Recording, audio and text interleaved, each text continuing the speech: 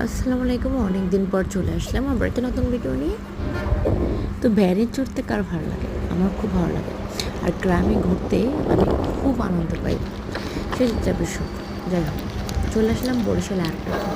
তো ওখান থেকে একটু এয়ারপোর্টের কাছাকাছি চলে আসার পর আমার গাড়ি নষ্ট হয়ে যায়। কী আর করার? রিক্সা না পেয়ে ভ্যানে চলে আসলাম মজা করতে। তারপর সবাই মিলে যখন আসলাম এয়ারপোর্টে, আস্তে আস্তে চলে আসলাম পা ঝুলে ঝুলে। ভালো লাগলো অনেক।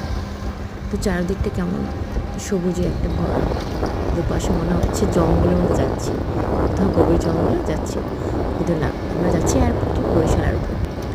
আসলে বরিশাল এয়ারপোর্টটা অনেক সুন্দর, ভিতরে দেখা যাবে, কিন্তু বাইরেটা একটু অন্যরকম। তা ভালো, আলহামদুলিল্লাহ।